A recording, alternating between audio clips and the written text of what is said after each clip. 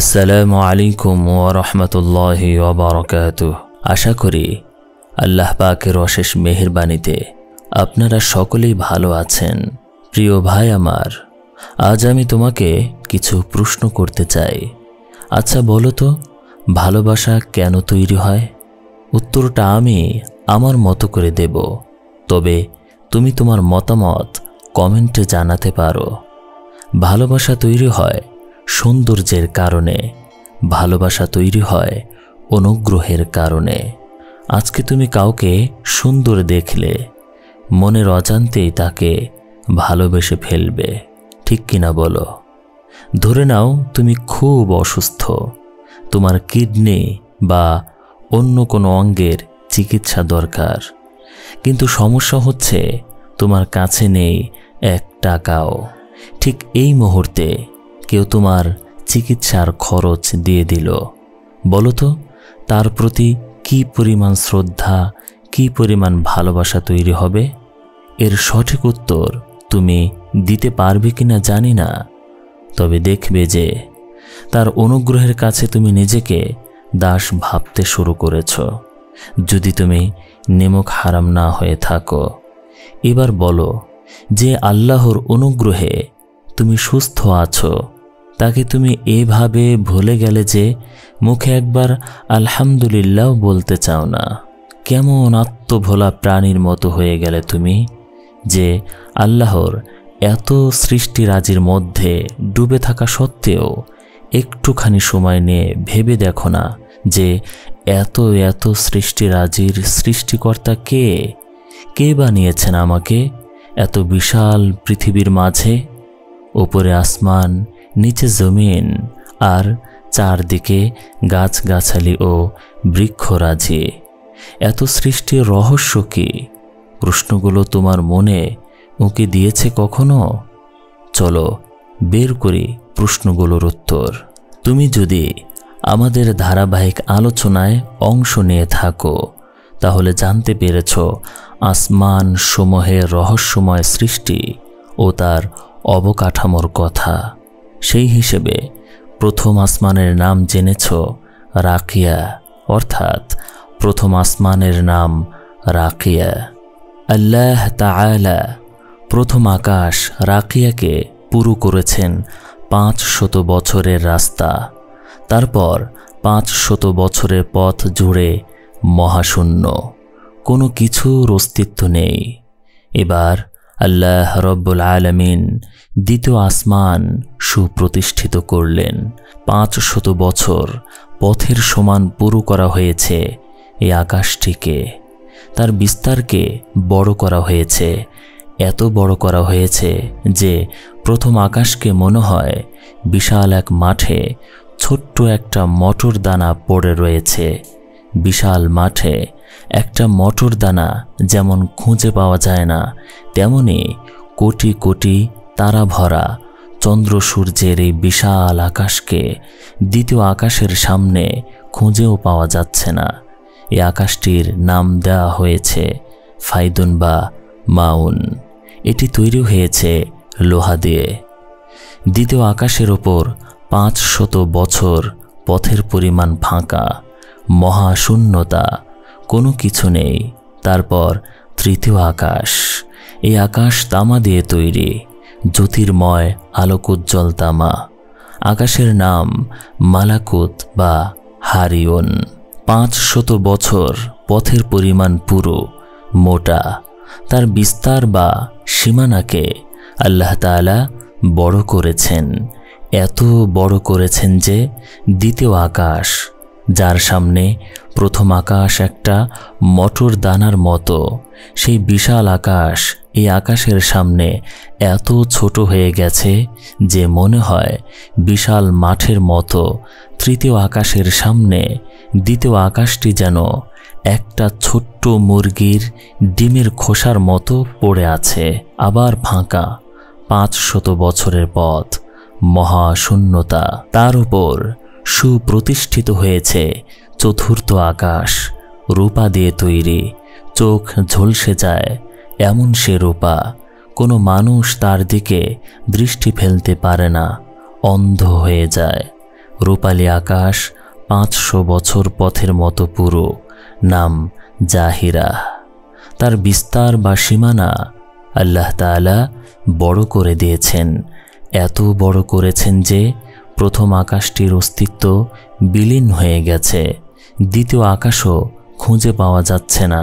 চতুর্থ আকাশের বিস্তারের সামনে যেন বিশাল এক মাঠের ভেতর একটা পেঁয়াজের ছিলার মতো পড়ে রয়েছে তৃতীয় আকাশ।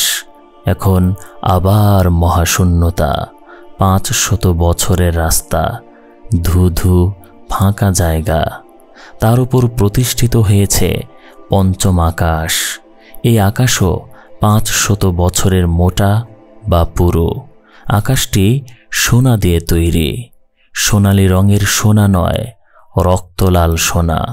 অসহ্য রূপ তার। নাম দেয়া হয়েছে মুজাইয়িনা বা মুসাইয়িরা। 500 বছরের পুরো পঞ্চম আকাশের বিস্তার বা সীমানাকে আল্লাহ তাআলা বড় করেছেন। এত বড় করেছেন যে পঞ্চম আকাশের বিশালতার সামনে যেন বিশাল এক ময়দানে মেয়ে লোকের মাথা থেকে খসে পড়া একটা চুলের মতো পড়ে রয়েছে। প্রথম, দ্বিতীয়, তৃতীয় ও চতুর্থ আকাশ আবার ফাঁকা, 500 বছরের পথ, কিচ্ছু নেই।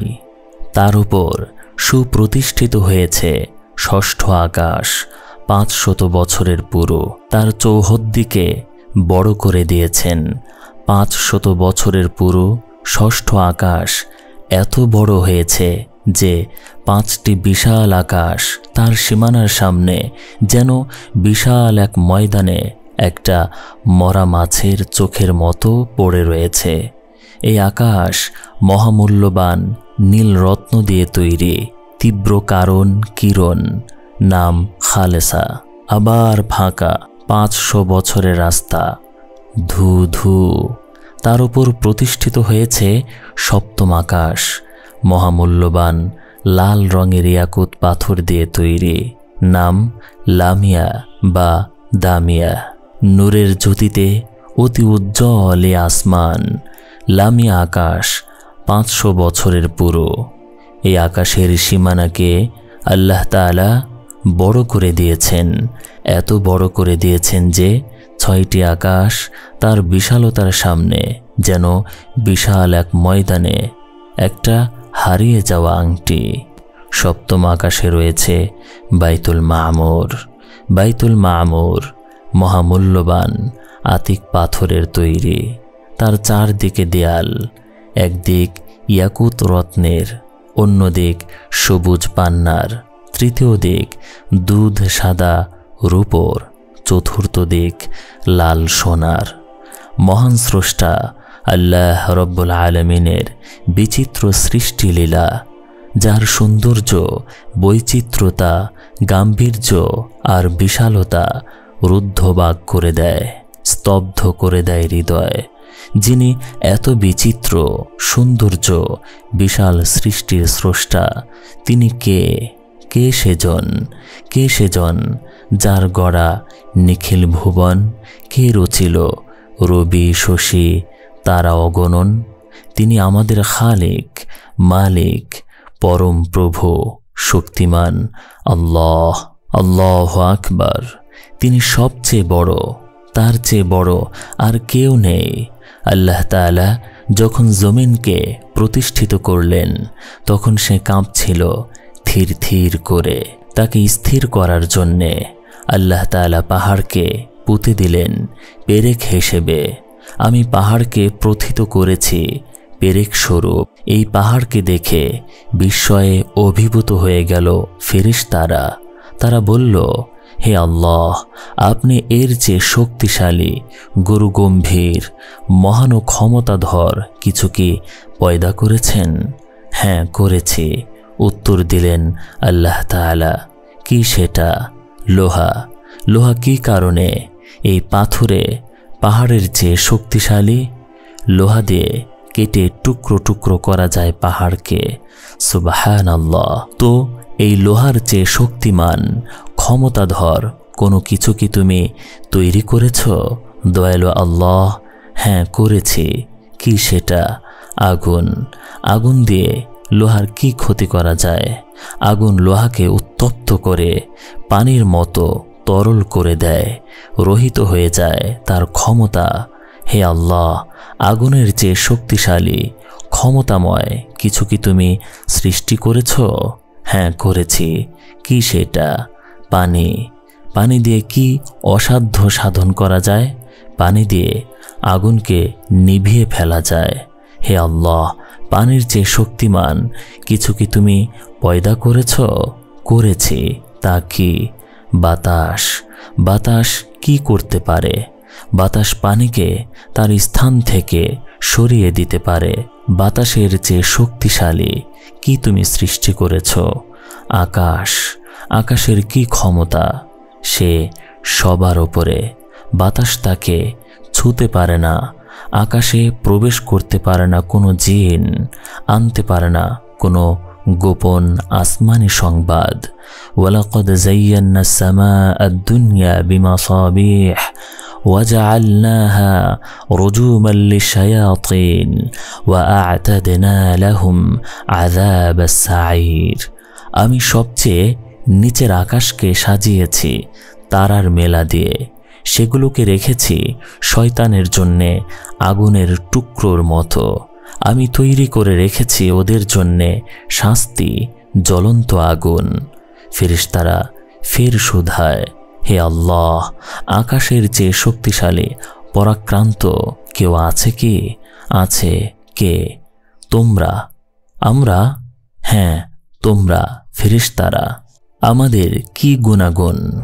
তোমরা আমার অনুগত, অনুগ্রহপ্রাপ্ত, সম্মানিত, শক্তিধর, মহা বিক্রমশালী। তোমাদের সর্দার ফেরেশতা জিবরাইল আমিন যদি একটা চিৎকার দেয়, জগতের সমস্ত প্রাণ হৃদয় ফেটে মারা যাবে। তার পাখার একটা কোণার আঘাতে পাহাড়গুলো চূর্ণ বিচূর্ণ হয়ে যাবে। তোমাদের পায়ের যদি চাপ পড়ে, বিশ্বভুবন ভেঙে টুকরো টুকরো হয়ে যাবে। তোমাদের নূর প্রকাশিত হলে জগতের সব অন্ধকার দূর হয়ে যায়। আমি তোমাদেরকে আদেশ করি, তোমরা সাথে সাথে মেনে নাও। কোনো অন্যথা করো না, তোমরা কোনো গুনাহ করো না, নিষ্পাপ, শুধু আমার হুকুম তামিল করো। তোমাদের মাঝে কিছুকে আমি আদেশ দিয়েছি সিজদায় পড়ে থাকতে, তারা কিয়ামত পর্যন্ত সিজদায় পড়ে থাকবে। কিছুকে বলেছি রুকুতে থাকতে, তারা তাই থাকবে কিয়ামত পর্যন্ত। কিছুকে হুকুম করেছি কিয়ামত পর্যন্ত কওমায় থাকো, তা তারা থাকবে। আবার কিছুকে আদেশ দিয়েছি জলসায় থাকো, তারা প্রলয় দিবস পর্যন্ত তাই থাকবে। সেজন্য তোমরা সবচেয়ে শক্তিধর। ফেরেশতারা কৃতজ্ঞ চিত্তে বলল, তবে কি আল্লাহ তাআলা আমাদের চেয়ে শ্রেষ্ঠ শক্তিমান আর কেউ নেই? বজ্র নির্ঘোষে আল্লাহ তাআলা বললেন, হ্যাঁ আছে। কে সে? মানুষ। মানুষ? হ্যাঁ। কি তাদের মাহাত্ম্য, কি তাদের গুরুত্ব, কেন তারা এত বড়? তারা আমার অনুগত, আমার বাধ্য। হে আল্লাহ, তারা গুনাহ করবে, ক্ষমাও চাইবে, তখন তাদের গুনাহ মাফ হবে। তারা কাঁদবে, তখন তাদের পাপ পুণ্যে পরিণত হবে। তাদের সাথে তোমার সম্পর্ক কি? মনিব ও কৃতদাসের, প্রভু ও বান্দার। কিসে তারা বড়? তারা আমার সবচেয়ে আপন, আমার প্রেম, আমার ভালোবাসা। কেন? আমরাই তো তোমার অনুগত, একজনও বিদ্রোহী নই, কিন্তু তাদের অধিকাংশই বিদ্রোহী। তবু তারা বড় কেন? তাদের অন্তরে জ্বলছে এক হিরণময় বিশ্বাস। কি সেই বিশ্বাস? আমি কে, কি আমার ক্ষমতা। তারা বিশ্বাস করে লা ইলাহা, কোনো উপাস্য নেই, ইল্লাল্লাহ, এক আল্লাহ ছাড়া। সেই আল্লাহ সব কিছু ছাড়া সব কিছু করতে পারেন, কিন্তু তাকে ছাড়া তার সৃষ্ট জিনিস কিছুই করতে পারে না। শুধু বিশ্বাসের জন্যে তারা এত বড়। হ্যাঁ, শুধু এই বিশ্বাসের জন্যে। যতক্ষণ পর্যন্ত তাদের বুকের ভেতর, হৃদয়ের গভীরে এই বিশ্বাসের আলো ধিকি ধিকি জ্বলবে, ততক্ষণ তারা সবার চেয়ে সেরা, আমাদের চেয়েও। হ্যাঁ, কেন? তোমরা আমাকে দেখো, আমার অস্তিত্ব কাছ থেকে দেখে বিশ্বাস করো, কিন্তু মানুষ শুধু অনুভব করে আমাকে বিশ্বাস করে, আমার ভয়ে গুনাহ থেকে বাঁচে, আমাকে খুশি করতে নেক কাজ করে। হে আল্লাহ, কি তাদের সম্মান! তারা যখন আমার সম্পর্কে জানার জন্যে কোনো রাস্তা ধরে, তখন তোমাদের মতো নূরানি ফেরেশতাদের নূরের পর তাদের পায়ের নিচে বিছিয়ে দেই। সুবহানাল্লাহ, তারা এত বড়। হ্যাঁ, তারা পাহাড়ের চেয়ে, লোহার চেয়ে, আগুনের চেয়ে, পানির চেয়ে, বাতাসের চেয়ে, আকাশের চেয়ে, এমনকি তোমাদের চেয়ে বড়। তিনি কে? শুধু এই প্রশ্নের উত্তর যিনি জানেন, তিনি এত বড় সম্মান ও ক্ষমতার অধিকারী। কে তিনি? তার পরিচয় তিনি নিজেই কালামে পাকে দিয়েছেন। তিনি বলেন, আল্লাহু লা ইলাহা ইল্লা হুয়াল হাইয়ুল কাইয়্যুম লা তাখুযুহু সিনাতুন ওয়ালা নাওম। তিনি আল্লাহ, তিনি ছাড়া অন্য কোনো উপাস্য নেই।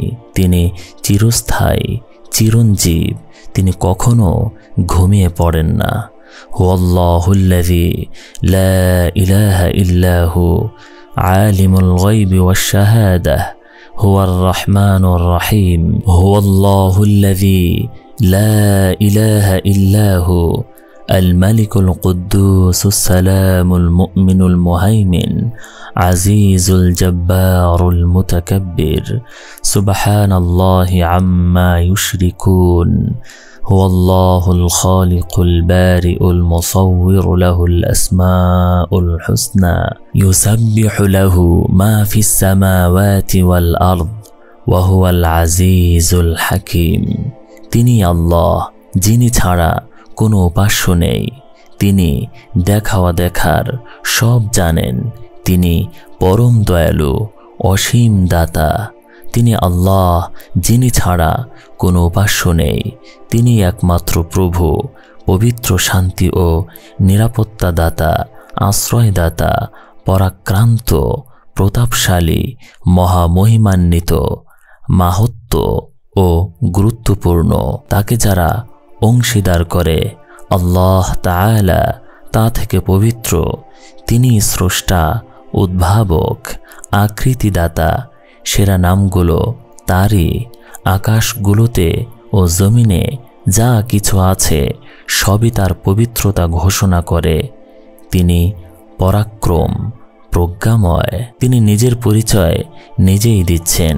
কুলিল্লাহুম্মা মালিকাল মুলকি তু'তিল মুলকা মান তাশা ওয়া তানজিউল মুলকা মিম্মান তাশা ওয়া তু'ইজ্জু মান তাশা ওয়া তুযিল্লু মান তাশা বিয়াদিকাল খায়র ইন্নাকা আলা কুল্লি শাইইন কাদির।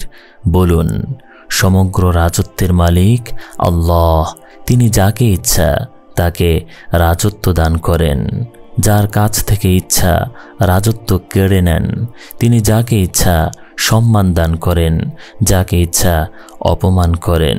তিনি মহাপরাক্রমশালী, প্রভূত ক্ষমতার অধিকারী। আল্লাহ তাআলা আরও পরিচয় দিয়েছেন, তুলিজুল লাইলা ফিন নাহার ওয়া তুলিজুন নাহারা ফিল লাইল।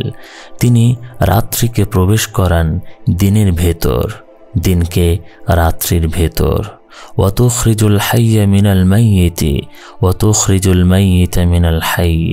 তিনি জীবনের ভেতর থেকে বের করে আনেন মৃত্যুকে, মৃত্যুর ভেতর থেকে বের করে আনেন জীবনকে। আল্লাহ তাআলা তার রাজত্ব দান করেছিলেন ফিরআউনকে, কিবিতি সম্প্রদায়কে। ফিরআউন সমুদ্রে খাবি খেতে খেতে মারা গেল, অথচ সে বলতো, লোহিত সাগর আমার, আমি সবচেয়ে বড় খোদা। নিজের সাগরে ডুবে মরল সে ইঁদুরের মতো। নমরুদকে রাজত্ব দিয়েছিলেন সামান্য সময়ের জন্যে, নির্দিষ্ট সময়ে তা ছিনিয়ে নিলেন। ফিরাউন বেইজ্জতি হলো, পানিতে ডুবে মরে। নমরুদ অপমানিত হলো, জুতোর বাড়ি খেতে খেতে মরে। আমি এভাবেই সম্মানকে অপমান দিয়ে, অপমানকে সম্মান দিয়ে বদলে দেই। তিনি যাকে অপমান করতে চান, কেউ তাকে পারে না সম্মান দিতে। যদি দেশের সব সৈন্যবল, লোকবল তার পক্ষে থাকে, তবু যদি গোটা পৃথিবী তার পক্ষে থাকে, তবু যদি সমস্ত বিশ্বজগৎ, যদি সমস্ত বিজ্ঞান জগৎ, জগতের যাবতীয় সম্পদ, ধনরত্ন তার পক্ষে থাকে, তবু তাকে আল্লাহ তাআলা অপমান করে দেন। তার সিংহাসনে বসেই সে লাঞ্ছিত হয়, তার ধনসম্পদের মাঝেই সে অপমানিত হয়। যেমন কারুন। আল্লাহ তাআলা যাকে সম্মান দিতে চান, তাকে কেউ অপমান করতে পারে না। সারা দুনিয়ার যত ক্ষমতা, শক্তি ও প্রাণী, মানুষ ও জিন যদি একসাথে তার বিরুদ্ধে উঠে পড়ে লাগে যে তাকে অপমান করে দেবে, কিন্তু জগতের প্রভু আল্লাহ রব্বুল আলামিন তার সম্পর্কে সিদ্ধান্ত নিয়েছেন তাকে সম্মান দিবেন, তো সে সম্মান পেয়ে যাবে। পৃথিবীর সবার কূট ষড়যন্ত্র, উদ্যোগ, পরিকল্পনা ও পদক্ষেপ বানচাল হয়ে যাবে। তাকে বনে রেখে, পর্ণ কুটিরে রেখে, কোনো রকমের দুনিয়াবি বস্তু ও অবলম্বন ছাড়া বাদশার সম্মান দেবে আল্লাহ তাআলা। তিনি রাত্রিকে প্রবেশ করান দিনের ভেতর, দিনকে রাত্রির ভেতর। তিনি জীবন থেকে বের করে আনেন মৃত্যুকে, মৃতের থেকে বের করে আনেন জীবনকে। জীবনের থেকে কিভাবে বের করেন মৃত্যুকে? জীবিত মানুষ, জীবিত প্রাণ চলে ফিরে বেড়াচ্ছিল, হঠাৎ মৃত্যু হানা দিল তার মাঝে। মানুষটা এইমাত্র ঘুমিয়েছে, জেগেছে, খেলেছে, কথা বলেছে, মুগ্ধ চোখে দেখেছে, খুশিতে হেসেছে, দুঃখে কেঁদেছে, আর এখন ঘুমুচ্ছে, কিন্তু শ্বাস প্রশ্বাস নেই, আর জেগে উঠবে না। হাত পা আছে, খেলতে পারবে না, মুখ আছে, কথা বলতে পারবে না, চোখ আছে, দেখতে পাবে না, কান আছে, শুনতে পাবে না, খুশির ছোঁয়া লাগবে না, দুঃখে কাঁদবে না, হারিয়ে গেছে সব অনুভূতি, হৃদয়ের স্পন্দন আর নেই। নমরুদ ইব্রাহিম আলাইহিস সালামকে জিজ্ঞেস করল, তোমার আল্লাহর পরিচয় কি? তিনি জীবন মৃত্যুর বিধানকর্তা। অট্টহাসি হেসে উঠল সে, বলল, সে তো আমিও। এই সে ডাকল জল্লাদকে, আগামীকাল যার ফাঁসি হবে তাকে মুক্তি দিয়ে দাও। মুক্তিপ্রাপ্ত লোকটার মুখে হাসি ফুটে উঠল। নমরুদ বলল, ওই যে দেখো, কাল যে মারা যেত, আমি মৃত্যুর মাঝে জীবন দিয়ে দিলাম, এখন সে হাসবে, খেলবে, বাঁচবে। তারপর সে আবার একজন সৈনিককে ডাকল, এই যাও, একজন নিরীহ নিরপরাধ মানুষকে ধরে আনো। সৈনিক একজন বৃদ্ধকে ধরে আনলো, সে কাঁপছে। জল্লাদ, ভীম দর্শন ভয়াল জল্লাদ কাছে এসে দাঁড়ালো, কতল করো। ইব্রাহিম আলাইহিস সালামের সামনেই বৃদ্ধের দেহ দুটুকরো হয়ে গেল, রক্তে ভিজে গেল মেঝে। দেখো, কালও সে বেঁচে থাকতো, আমি তার জীবন কেড়ে নিলাম। আঙ্গুল তুলে মাথা ও দেহ আলাদা হয়ে যাওয়া রক্তাক্ত বৃদ্ধকে দেখালো নমরুদ। কাজেই জীবন মৃত্যুর বিধানকর্তা আমি। নাউযুবিল্লাহ।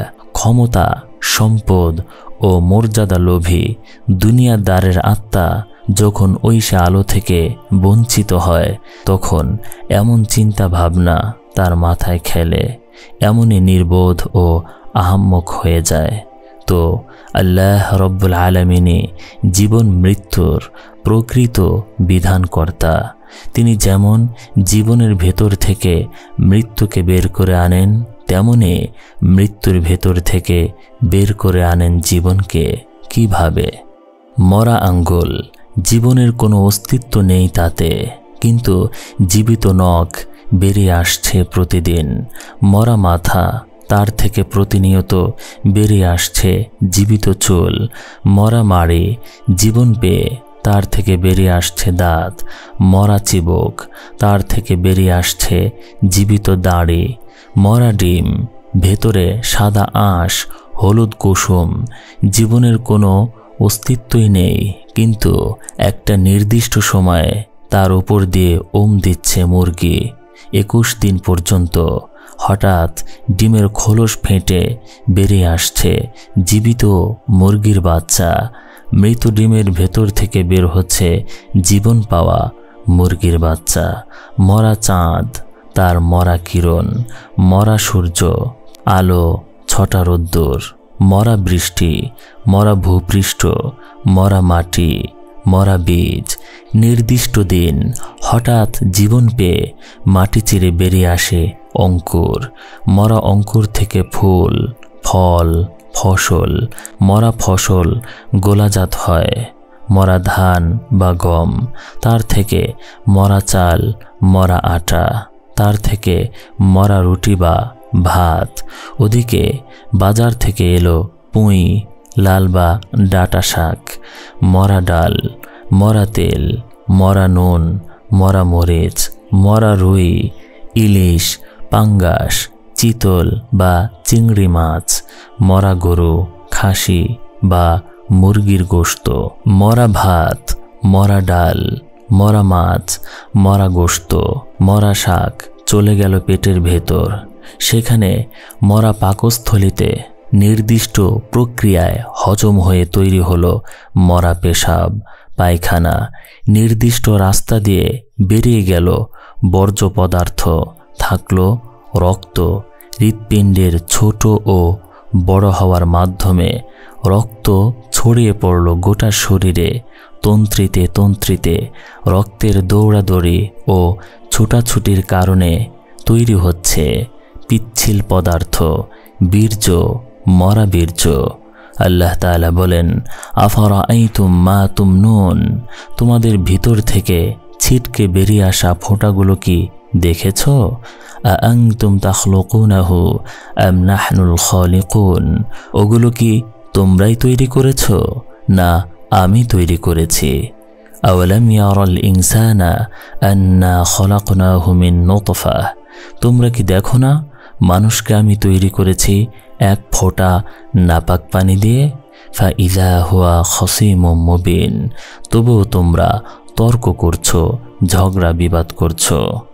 তো মরা বীর্য ঠাঁই পাচ্ছে পিতার আঁচল বা পিঠে, মায়ের বুকে। এক আনন্দ ঘন রাতে পিতার পিঠ থেকে বীর্য তীব্র গতিতে ছুটে চলে যাচ্ছে যোনিনালী হয়ে গর্ভাধারে।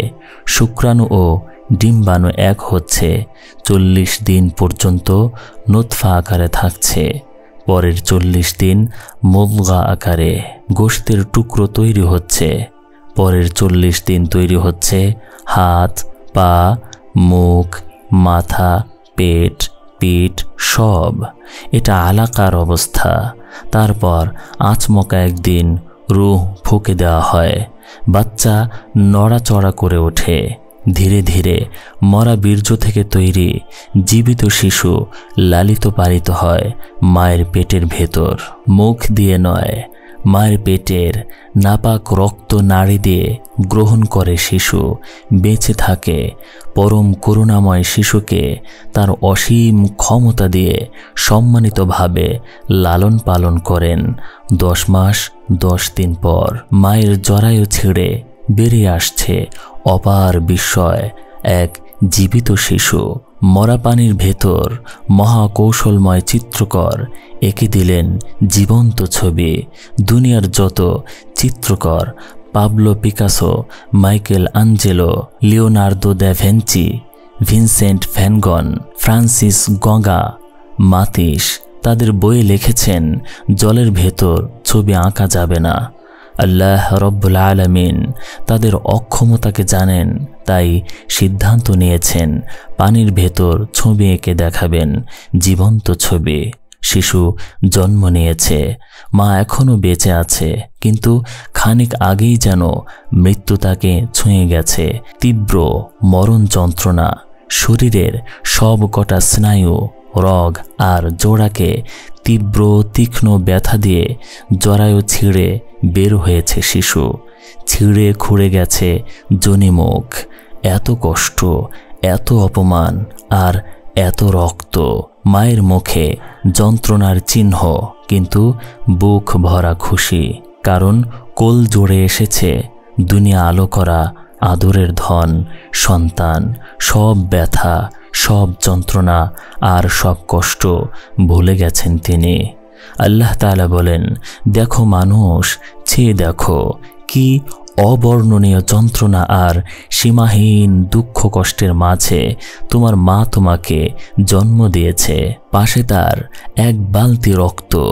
যে নিদারুণ কষ্ট পেয়েছে, তাতে সাধারণ নিয়ম এই যে তার কষ্টের কারণ সন্তানটি তার 1 নম্বর শত্রু হয়ে যাবে। কিন্তু দেখো, আমি তার মনের ভেতরে দিয়েছি তোমার জন্যে মমতা। তোমাকে দেখার সাথে সাথে এক অনাবিল আনন্দে ভরে যায় তার অন্তর। আর বান্দা, তোর ক্ষুধা মেটানোর জন্যে দিয়ে দিলাম তোর মায়ের বুকে অমীয় ধারা দুধ, এমন তরল যে গরমও নয় শীতলও নয়, যেন বান্দা তোর ঠোঁট কচি মুখ পুড়ে না যায় আর ঠান্ডায় যেন জমে না যায়। কেন এমন করলাম বান্দা?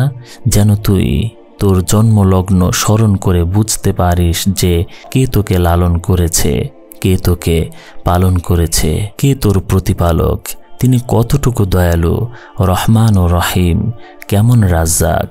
এসব শিখালাম এজন্য যে যখন তোর বিবেক হয়, জ্ঞান চোখ খোলে, তুই আমার এই সব গুণাবলীর দাওয়াত দিস মানব জাতিকে। খেয়ে না খেয়ে, পরে না পরে, শীতে গ্রীষ্মে বর্ষায়, দিনের আলোতে রাত্রির আঁধারে, দরিদ্র অবস্থায় ধনী অবস্থায়, দেশে বিদেশে, পথে ঘাটে, বাজারে বন্দরে, অফিসে আদালতে, বাসে, উড়োজাহাজে, জাহাজে, নৌকায়, লঞ্চে, জলে স্থলে, অন্তরিক্ষে, সুস্থ কিংবা অসুস্থ অবস্থায়। সেজন্যে ঘাম ঝরে ঝরুক, রক্ত ঝরে ঝরুক, মান যায় যাক, জান যায় যাক, যেমন আমার হাবিব মুহাম্মদ সাল্লাল্লাহু আলাইহি ওয়াসাল্লাম করেছেন। ভাবো তো ভাই, রাতের গভীরে কেউ যদি তোমাকে ধীরে ধীরে ডাকে, ওঠো, এখনই সময় বদলে যাওয়ার, তুমি অবাক হয়ে বলো, কে? সে বলে, তোমার জীবনের সবচেয়ে জরুরি কাজটা এখনো পড়ে আছে। একজন মানুষ একদিন এমনই এক ডাক পেয়েছিলেন ভাই। তিনি আর ঘুমাতে পারেননি, উঠে দাঁড়ালেন, আর তার সেই ওঠা বদলে দিল পুরো পৃথিবীকে। আজ আমি তোমাকে সেই ডাকে জেগে ওঠার গল্পটাই বলবো। একটা গল্প যেটা শুধু শুনে যাবার জন্য না, মনের ভেতর নাড়া লাগানোর জন্য। তাই ভাই, দয়া করে পুরোটা শুনো, কারণ এটা শুধু একটা ইতিহাস না, হতে পারে এটাই তোমার নতুন করে জেগে ওঠার শুরু। প্রথম সূরা আলাক নাজিল হয়। এর 3 বছর পর মক্কার রাস্তা ধরে হাঁটছিলেন হুজুর সাল্লাল্লাহু আলাইহি ওয়াসাল্লাম। এমন সময় মাটি ও আকাশের মাঝামাঝি জায়গায় দেখা হলো জিব্রাইল আমিনের সাথে। নাজিল হলো দ্বিতীয় সূরা, ইয়া আইয়ুহাল মুদ্দাসির কুম ফাআনজির ওয়া রাব্বাকা ফাকাব্বির। হে কম্বলাবৃত, উঠুন, ভয় দেখান মানুষকে, আর শোনান আপনার প্রতিপালকের গৌরব ও অহংকারের কথা। তারপর 23 বছর পর্যন্ত হুজুর সাল্লাল্লাহু আলাইহি ওয়াসাল্লাম আর বিশ্রাম নেননি, ঠিকমতো খাননি, শুধু অপরের কাছে দাওয়াত পৌঁছানোর জন্য, দাওয়াতের আমল কিয়ামত পর্যন্ত সচল করার জন্য। নিজেকে নিঃশেষ করলেন, ঘাম দিলেন, রক্ত দিলেন, সাথীদেরকে আত্মবলিদানে উদ্বুদ্ধ করলেন। ফোরাত নদীর পানি লাল হলো সাহাবা রাদিয়াল্লাহু তাআলা আনহুম আজমাইনদের রক্তে। তো ভাই, উম্মত হিসেবে আমারও ওই একই কাজ। কিসের দাওয়াত? আল্লাহর পরিচয়, তার রাত সম্পর্কে, তার সিফাত ও গুণাবলী সম্পর্কে। আর নবী করিম সাল্লাল্লাহু আলাইহি ওয়াসাল্লামের পরিচয়, কে তিনি, কি তার পরিচয়, আমাদের জন্যে তিনি কি করেছেন, আর আমি তার জন্যে কি করতে পারি। জন্মলগ্নে মায়ের অন্তরে দিলেন মমতা আর বুকে দিলেন দুধ। সারা জীবন প্রকাশ করতে হবে সেই নিয়ামতের কৃতজ্ঞতা। এখন আল্লাহর পরিচয় কি? তিনি জীবন ও মৃত্যুর বিধানকর্তা। তিনি জীবনের ভেতর থেকে বের করেন মৃত্যুকে, আর মৃত্যুর ভেতর থেকে বের করেন জীবনকে। তিনি মরা সব উপাদান দিয়ে তৈরি, মরা বীর্যের এক ফোঁটা থেকে তৈরি করলেন জীবন্ত শিশু। জীবন ও মৃত্যু মহান আল্লাহ রব্বুল আলামিনের সৃষ্টি, অলঙ্ঘনীয় ও অলৌকিক দুটি নিয়ম।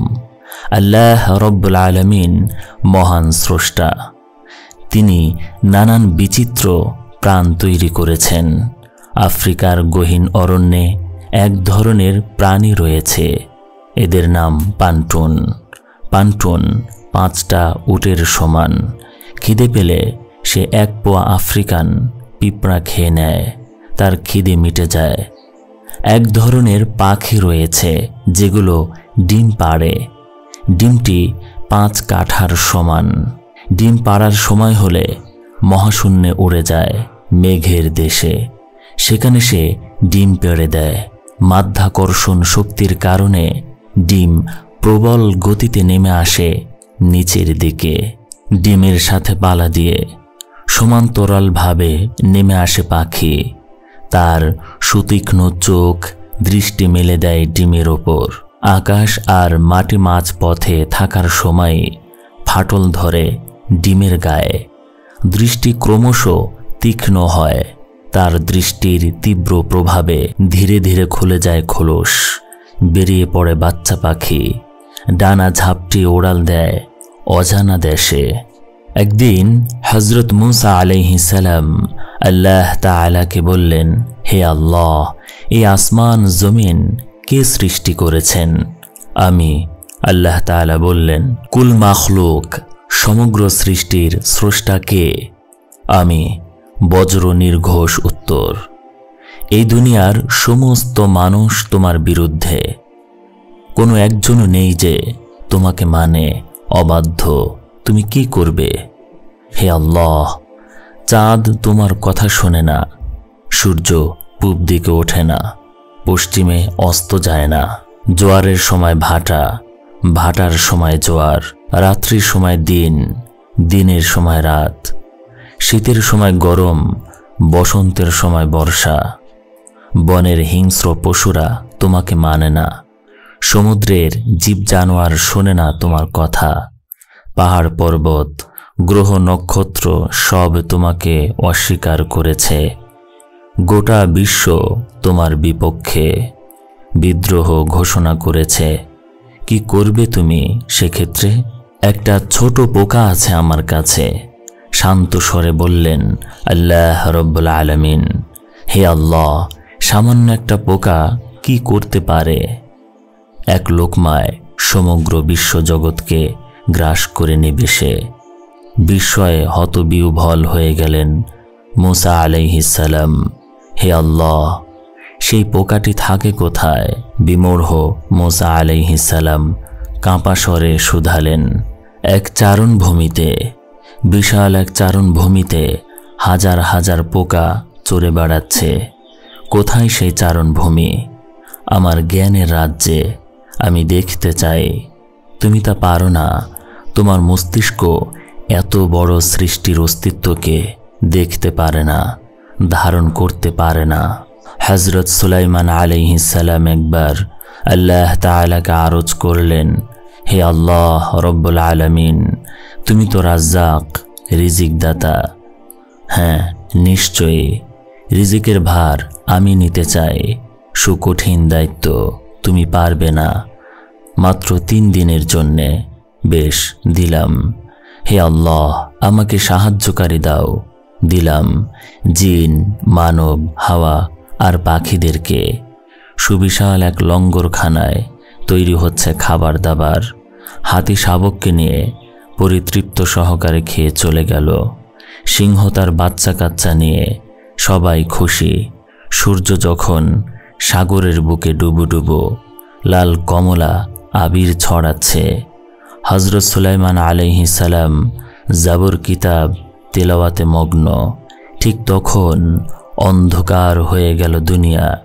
10 দিগন্ত আঁধার করে মহাসমুদ্রের অতল তলা থেকে উঠে এলো অতিকায় এক প্রাণী। ধীর পদক্ষেপে সে এগিয়ে গেল মূসা আলাইহিস সালামের কাছে। সালাম দিল, বলল, খিদে পেয়েছে আমার। বেশ, যাও লঙ্গরখানায়। এগিয়ে গেল অতিকায় প্রাণী। ফিরে এলো একটু পরেই। তার চেহারায় বিরক্তির ছাপ। বোঝা যায় তার খিদে মেটেনি। সুলাইমান আলাইহিস সালাম সে আর্তনাদ করে উঠল, আমার খিদে মেটেনি। কেন? লঙ্গরখানায় খাবার নেই? না, লক্ষ জিন, মানব, বাতাস, পাখি যেখানে প্রতি মুহূর্তে খেয়ে যাচ্ছে, সেখানে খাবার নেই? না, এত বিশাল খাদ্য ভাণ্ডার গেল কোথায়? আমার পেটে। কি? হ্যাঁ, ওটা ছিল আমার এক লোকমার খাবার। কি বলছো তুমি? জি পেয়ারা নবী, আমাদের আল্লাহ এমন 3টি লোকমা প্রতিদিন 2 বার করে খেতে দেন আমাদের। 2 বার? জি, 2 বার। আমাকে একা নয়, আমার মতো অসংখ্য প্রাণীকে সাগরের তলায় লালন পালন করেন তিনি, এমনই ভাবে, খুবই সহজে। সুবহানাল্লাহ। জি, আজ পেলাম 1 বেলার 1 লোকমা মাত্র। খিদে নিয়ে ফিরে যাচ্ছি। হে মহামানব, আর মূর্খতা করবেন না। এখনই সিজদায় পড়ে জগতের প্রতিপালককে তার দায়িত্ব দিয়ে দিন। সুলাইমান আলাইহিস সালাম তাই করলেন। তো ভাই, স্রষ্টার কত শত অজানা সৃষ্টি মানুষের অগোচরে রয়ে গেছে, কেউ জানে না। আল্লাহ রব্বুল আলামিনের বিচিত্র সৃষ্টি মানুষ। মানুষকে আল্লাহ তাআলা সৃষ্টির সেরা সৌন্দর্য দিয়ে তৈরি করেছেন। তিনি বলেন, লাকাদ খলাকনাল ইনসান ফি আহসানি তাকওয়িম। আমি মানুষকে সৃষ্টির সেরা সৌন্দর্য দিয়ে তৈরি করেছি। চিন্তা করে দেখুন, চোখের কথা ঠিক ঠিক মতো জায়গায় বসিয়ে দিয়েছেন। নাকটি ঠিক মতো সাজিয়েছেন। যদি নাককে বুকে এনে দিতেন তাহলে কতই না বিদঘুটে ব্যাপার ঘটে যেত। একটা চোখকে মাথার পেছনে, আরেকটি চোখকে কপালে বসিয়ে দিলে মানুষকে ভুতুড়ে মনে হতো। একটা হাত বুকে, অন্য হাতটি পিঠে বসিয়ে দিলে কোনো কাজই মানুষ সঠিক ও সহজভাবে করতে পারত না। একটা পা মাথায়, অন্যটা নিচে দিলে অনাসৃষ্টি হয়ে যেত। মুখকে পেটে আনলে বিভৎস দেখাতো। আল্লাহ তাআলা তা করেননি। তিনি অপরূপ করে তৈরি করেছেন মানুষকে। জনক বাদশাহ ও তার স্ত্রী রাত্রিবেলায় রাজপ্রাসাদের ছাদে বসে চাঁদের আলোয় অবগাহন করছিলেন। একসময় আবেগ মথিত হয়ে বাদশাহ বলে ফেলেন, রানী, তুমি চাঁদের চেয়ে সুন্দর। যদি তা না হই? ছলনা করে বললেন রানী, না হলে তোমাকে 3 তালাক। শুনে শিউরে উঠে রানী বললেন, প্রমাণ করবে কি দিয়ে? রাজাও এবার যেন একটু বাস্তবে ফিরে এসেছেন। বললেন, দেখি। দেশের গণ্যমান্য আলেমদের ডাকলেন তিনি। সবাই স্তব্ধ। মানুষ যে চাঁদের চেয়ে সুন্দর কেমন করে প্রমাণ করবেন? কেউ কোনো সহজ কিছু পাচ্ছে না। দেশের সবচেয়ে বড় আলেমের ডাক পড়েছে, তিনিও কিছু ভেবে পাচ্ছেন না, খুঁজে পাচ্ছে না কোরআন হাদিসের কোথায় এই সম্পর্কে পাবেন। হঠাৎ তার মনে হলো, তার কাছে যে অল্প বয়সের কিশোর ছেলেটি পড়ে, সে খুবই মেধাবী, সুতীক্ষ্ণ তার চিন্তা শক্তি। কোনো উপায় না পেয়ে তিনি রাত্রিবেলায় চলে গেলেন সাগরিদের বাসায়। তাকে জানালেন জরুরি অবস্থা, দেশের বাদশার বিবির তালাক হয়ে যাচ্ছে, কি করা? কিশোর ছেলেটি বললেন, উস্তাদজি, অস্থির হবেন না, বাড়ি যান, আগামীকাল দেশের সব বরেণ্য আলেমদের জড়ো করুন, এশার নামাজের সময় উত্তর দিয়ে দেব। এশার নামাজের সময় জড়ো হলেন সবাই, নামাজ পড়াবো আমি। কিশোর বললেন, তুমি? সবাই সমস্বরে বললেন, এত বড় বড় আলেম থাকতে? জি, নামাজ ইমামতি দিলেই প্রশ্নের উত্তর পেয়ে যাবেন আপনারা। বেশ, তবে তাই হোক। সবাই বললেন। সূরা ফাতিহার পর পড়লেন আত-তিন, আয়াতে এলেন, কিন্তু তিনি পড়লেন লাকদ খলাকনাল আকমার ফি আহসানি তাকওয়িম। মুক্তাদি লোকমা দিলেন, তিনি আবার একই উচ্চারণ করলেন। মুক্তাদিরা আবার লোকমা দিলেন। এভাবে কয়েকবার পড়ার পর তিনি নামাজ ছেড়ে দিলেন। বললেন, আপনারা নিজেরাই লোকমার মাধ্যমে প্রশ্নের জবাব দিয়েছেন। আপনারাই কোরআনের সাক্ষী দিয়ে বলেছেন, মানুষকে আল্লাহ সবচেয়ে সুন্দর করে তৈরি করেছেন।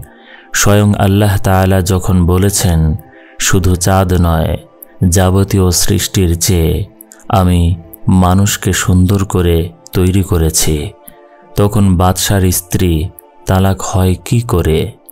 সবাই একই সাথে বিস্মিত ও খুশি হলেন।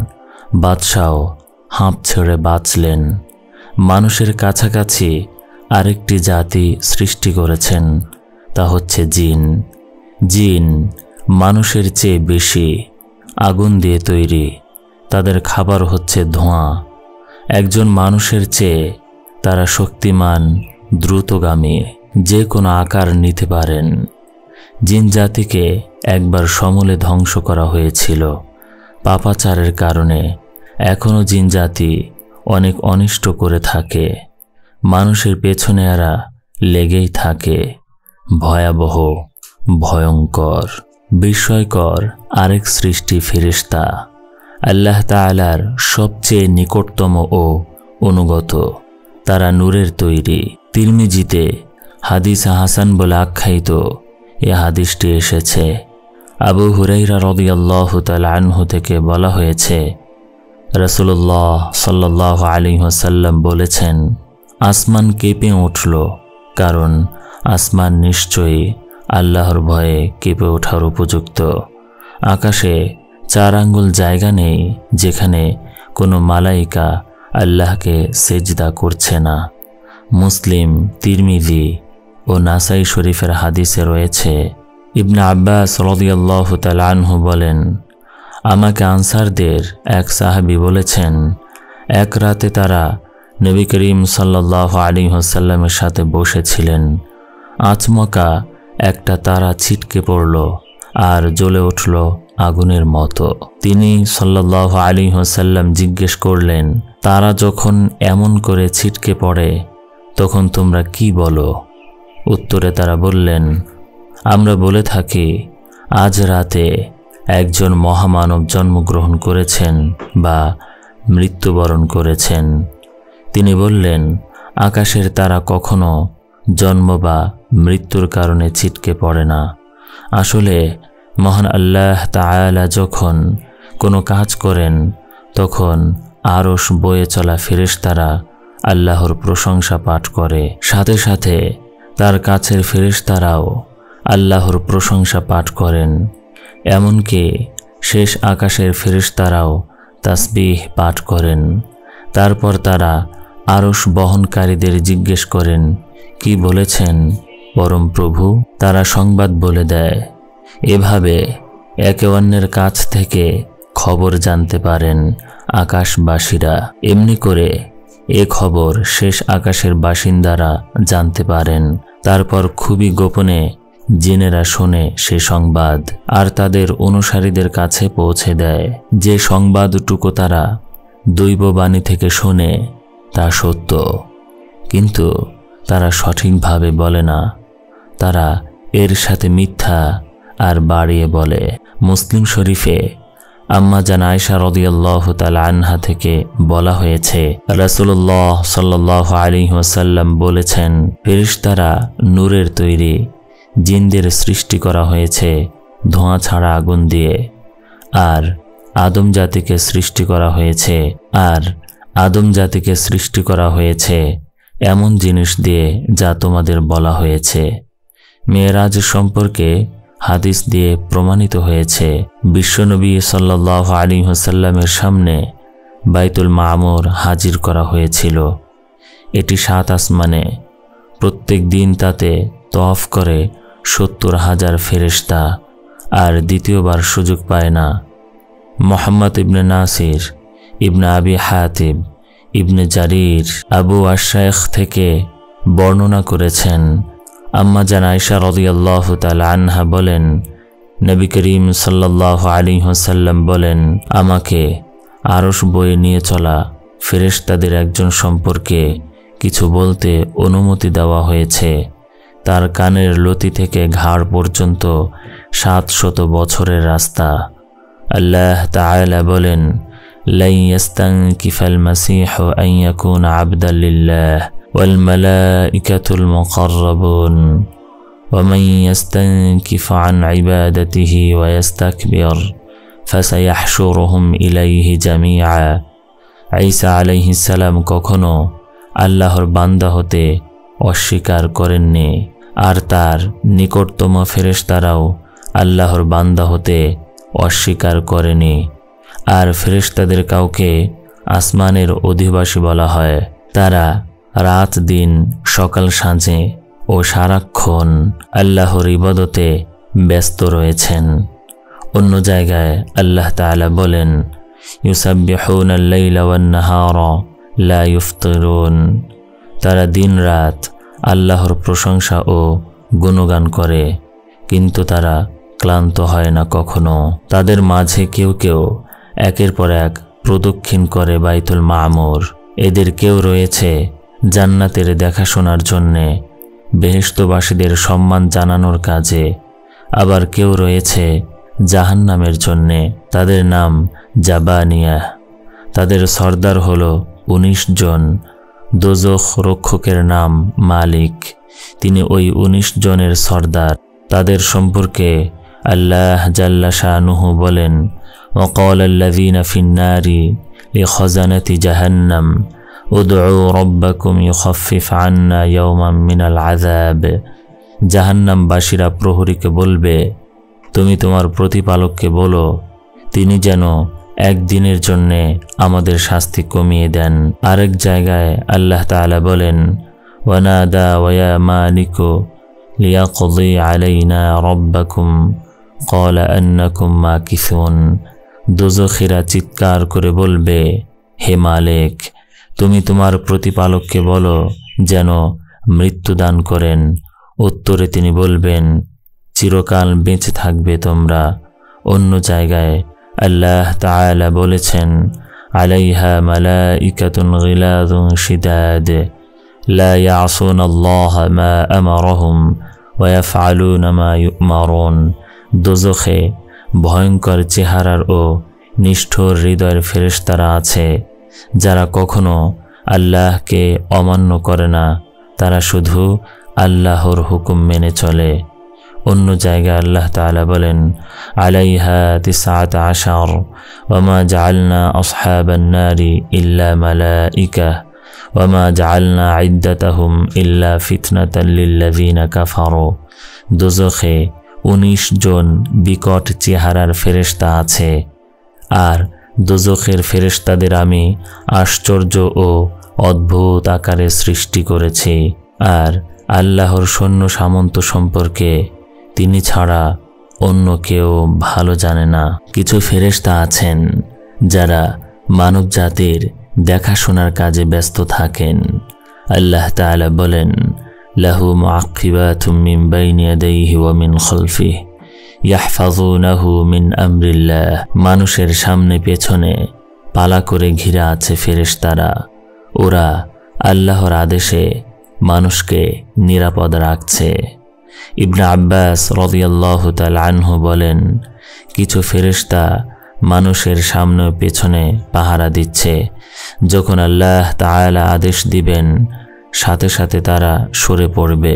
মুজাহিদ রাদিয়াল্লাহু তাআলা আনহু বলেন, কোনো মানুষ ফেরেশতাদের নিরাপত্তা থেকে দূরে নয়। তারা মানুষকে ঘুমে ও জেগে থাকা অবস্থায় জিন, দুষ্ট মানুষ ও পোকামাকড়ের ক্ষতি থেকে নিরাপদ রাখে। ফেরেশতাদেরকেও বান্দার আমল লক্ষ্য করার কাজে নিয়োজিত আছেন।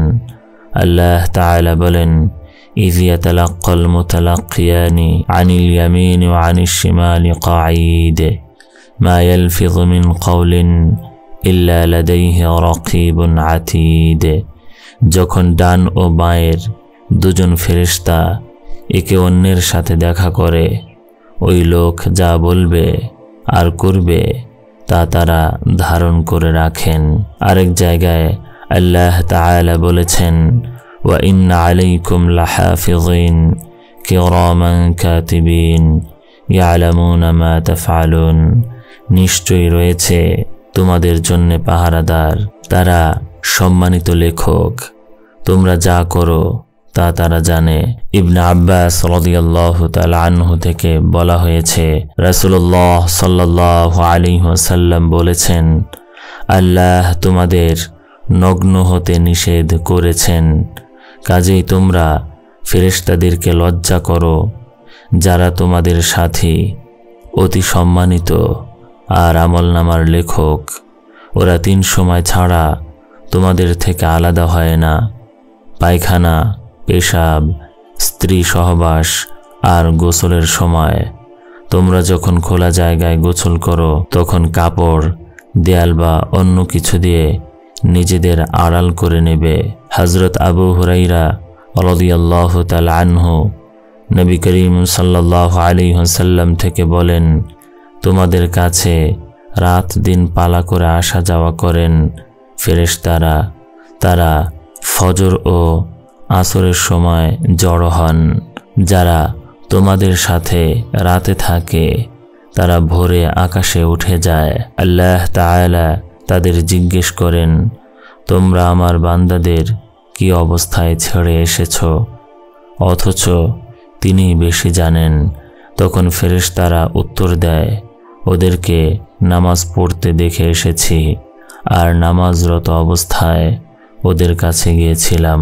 অন্য জায়গায় আবু হুরায়রা রাদিয়াল্লাহু তাআলা আনহু বলেন, তোমরা ইচ্ছে করলে পড়তে পারো, ওয়া কুরআনুল ফাজর ইন্না কুরআনুল ফাজরি কানা মাশহুদা। ফজরের নামাজে কোরআন তেলাওয়াত করো, নিশ্চয়ই এই তেলাওয়াত সাক্ষ্য হবে। তো ভাই, লক্ষ কোটি ফেরেশতা। একবার শয়তানের সাথে হুজুর সাল্লাল্লাহু আলাইহি ওয়াসাল্লামের সাক্ষাৎকার হলো। অনেক কথা। এক পর্যায়ে তিনি জিজ্ঞেস করলেন, তোমার অনুচরদের সংখ্যা কত? শয়তান বলল, আমাকে নির্দেশ দেওয়া হয়েছে আপনার সাথে মিথ্যা না বলার জন্যে।